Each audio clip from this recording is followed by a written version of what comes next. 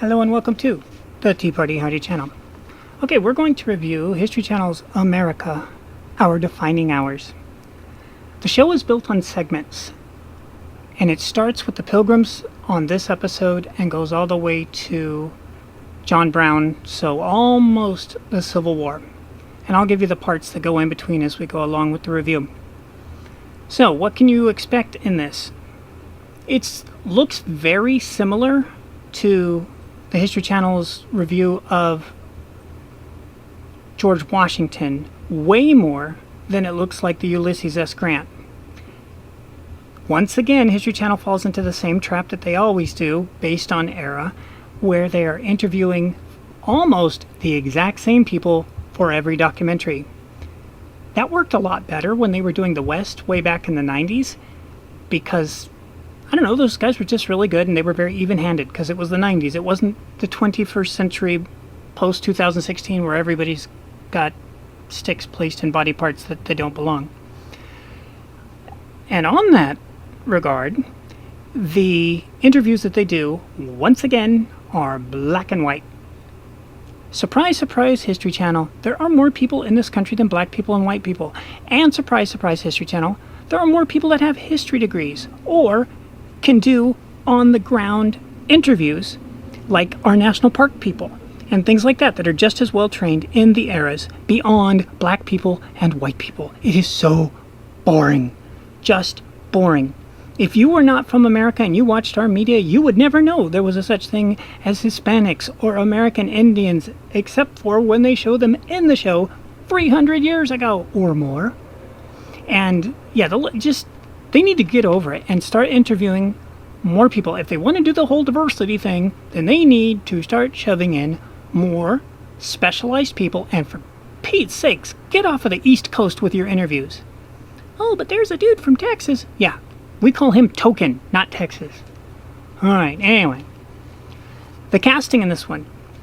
Well, I couldn't stop praising the fantastic visual casting of Ulysses S. Grant. Oh, this one just... no one looks like who they're supposed to.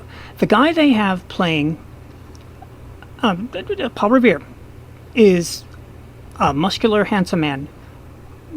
Okay, but if you've seen the self-portraits of Paul Revere, he was dumpy. He was plump, and he was dumpy. He was not Mr. Buffo, and they used Mr. Buffo. And the dude that they got to play George Washington, do these people have no ability to recognize what a nose looks like? That guy looked nothing like Washington. Nothing. And it was just like... I'm trying to think of what general he would look like from that. Probably Benedict Arnold. He looked a lot more like Benedict Arnold than Washington. Not to say that he looked like Benedict Arnold, just a lot more than he did General Washington. So that was the worst they've ever done in the visual casting. And I've been with History Channel since they were born. So, yeah, apparently they hired somebody new. And on the black and white issue, no, let's save it for when we get down to the Revolution. All right, so it opens with the Pilgrims. And since I've been with History Channel since it began, as a viewer, not an employee, this Pilgrim is, it's just bad. It is equivalent to an elementary school version of what happened with the Pilgrims.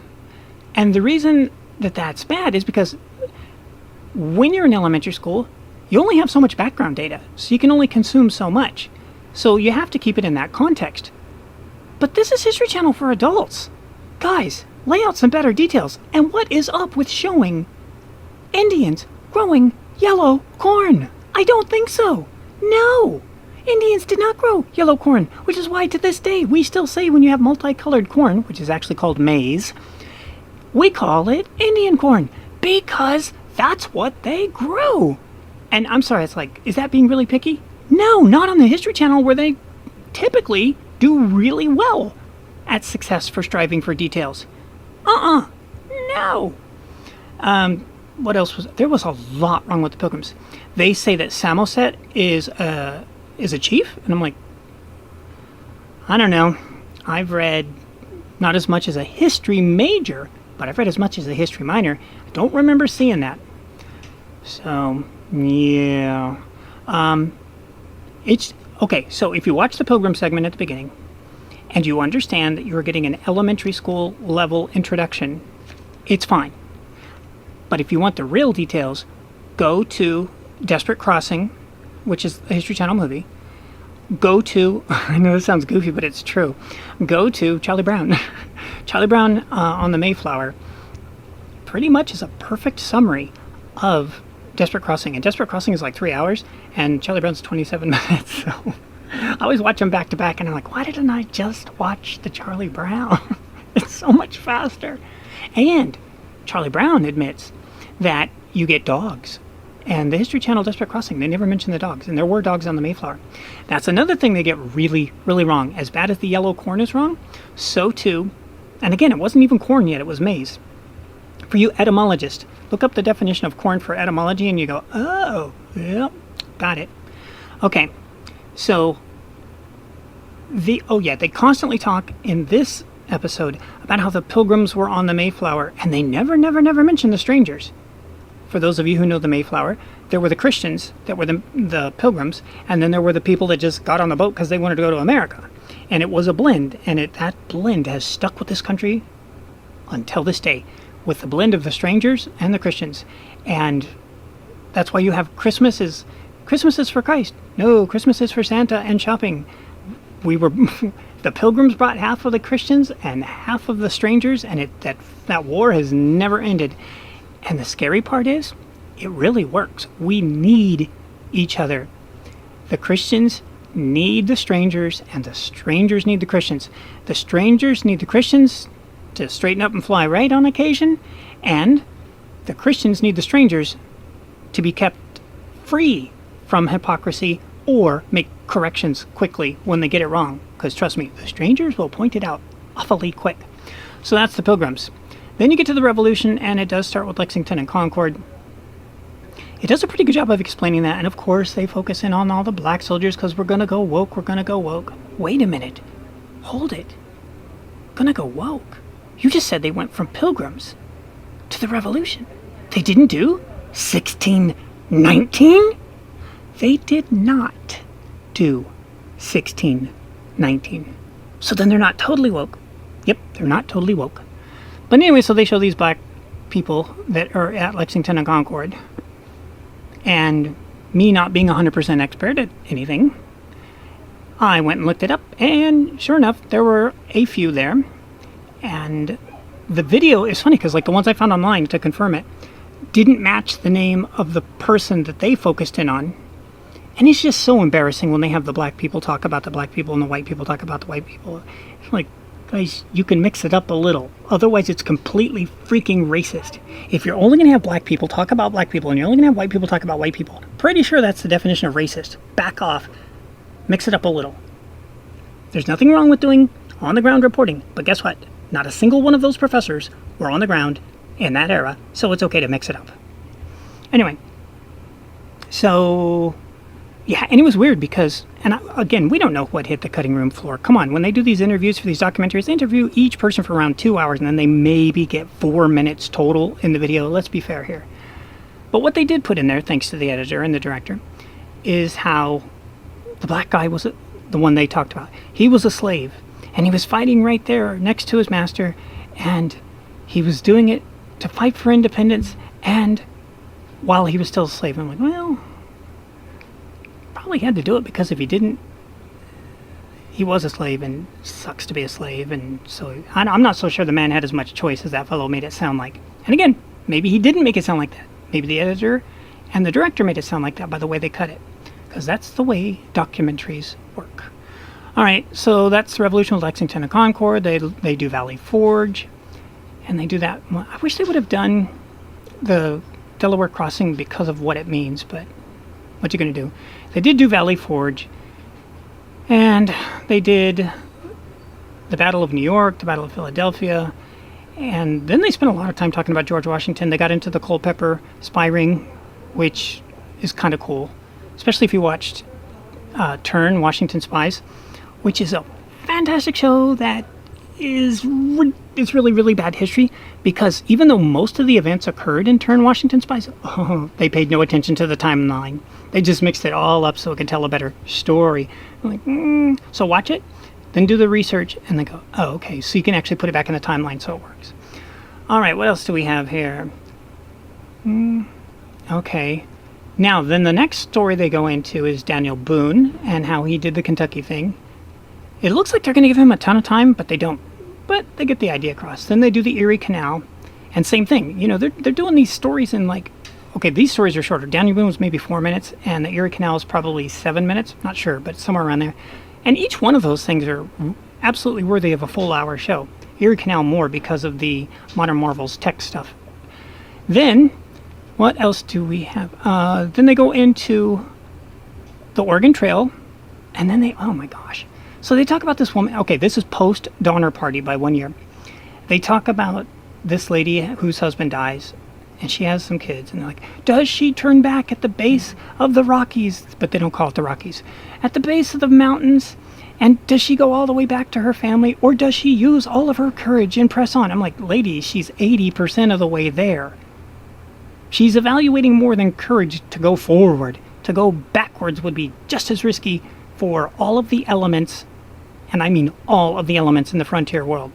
So they give her way more credit for pressing on compared to turning around than she deserves. The woman was pragmatic and she made the wise choice. Look, it's 20% of the way. Let's just finish this thing and see how it works out.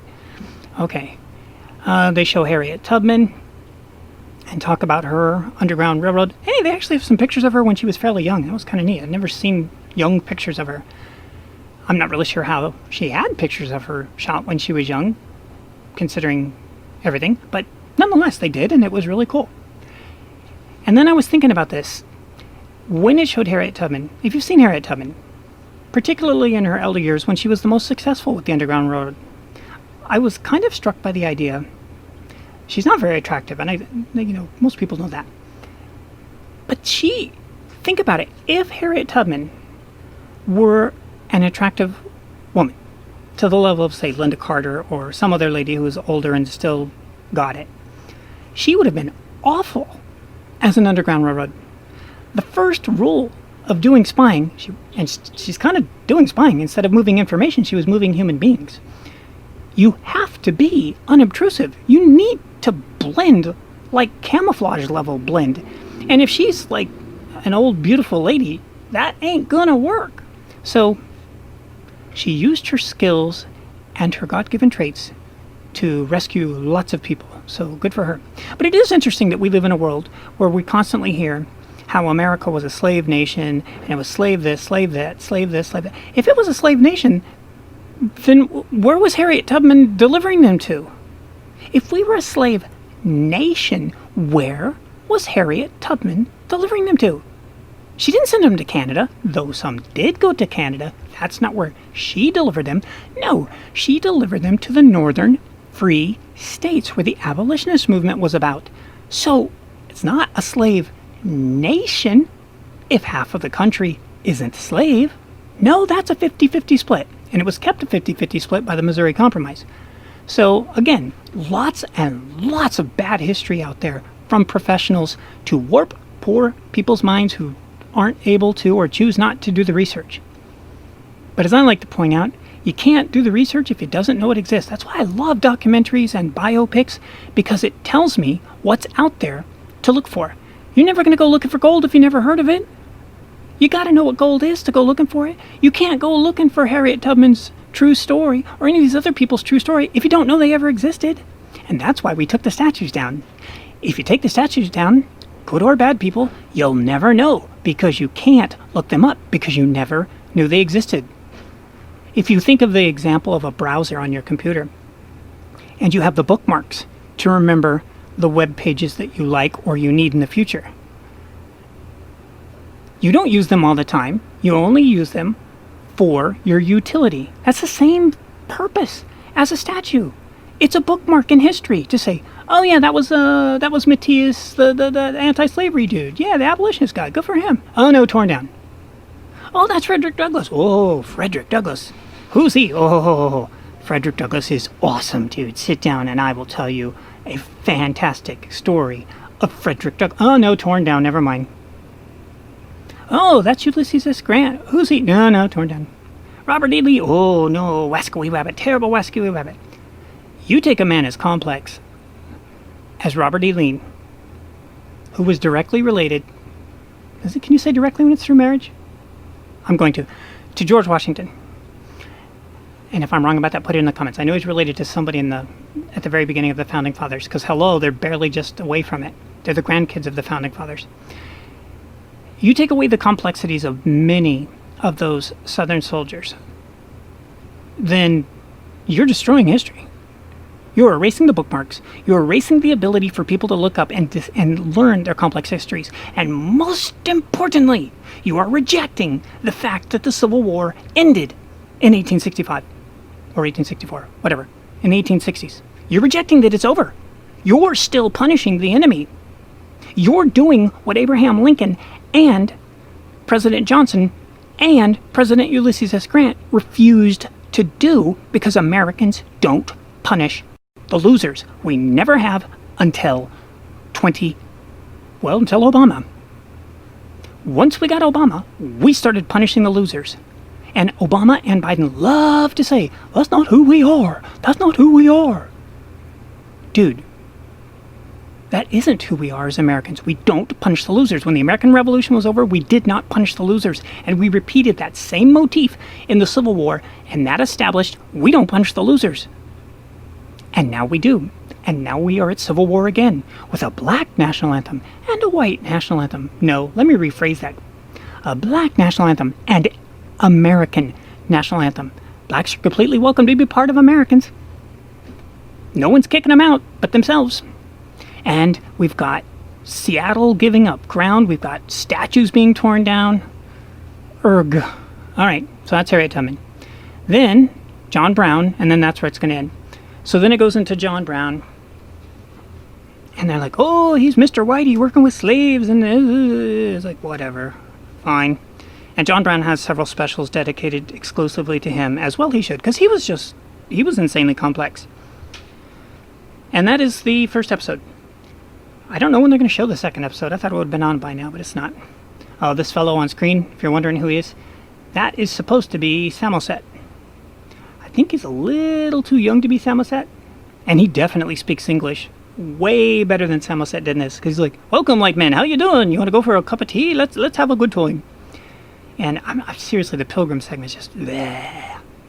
I don't know the other segments well enough to know if they're trashing them. I don't think so, because they don't spend as much time on them. And for those of you who watch my channel a lot, my forte is it's the Revolution, not Civil War. I know the Civil War, but I'm constantly studying the Founding Fathers. I adore the Founding Fathers and what they were able to do for us. And for all of those of you who have not seen 1776, the musical, which was produced in 1972, watch it. When you get to the end and they're fighting about slavery at the end, because that's when it came up, because the South did not want to join the United States of America if they couldn't keep the slaves.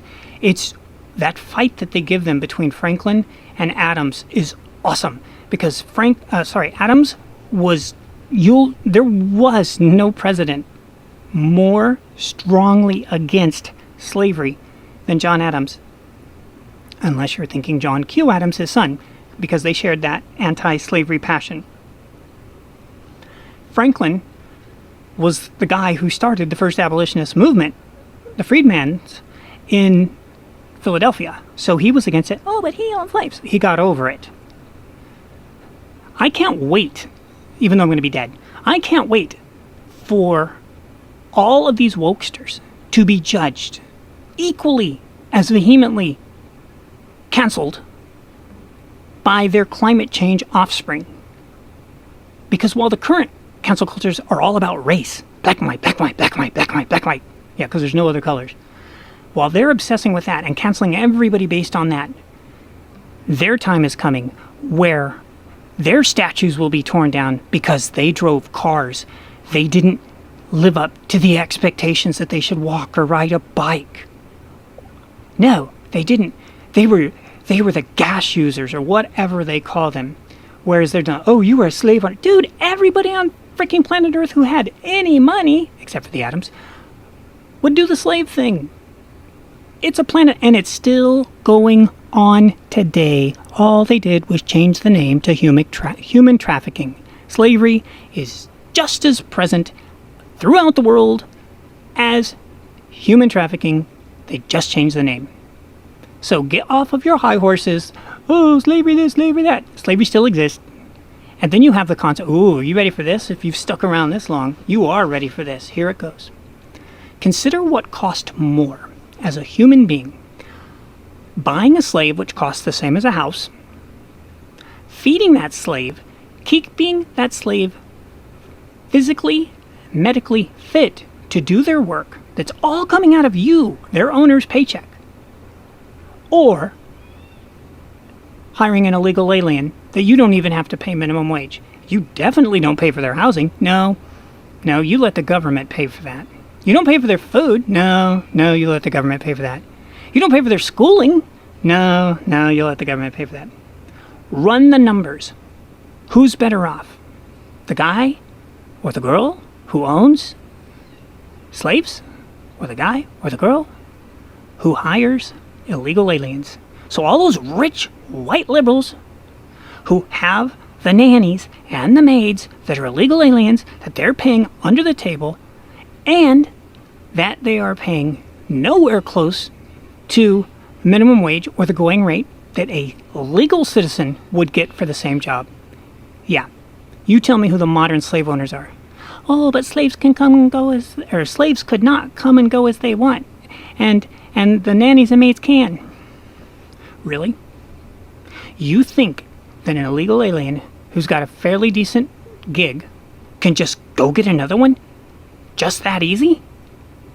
When they ended slavery and Reconstruction became a disaster because Lincoln was killed, though we don't know if he would have done better, and because that's the way history works. When Reconstruction began, it was to teach those folk how to do and get other jobs and things like that.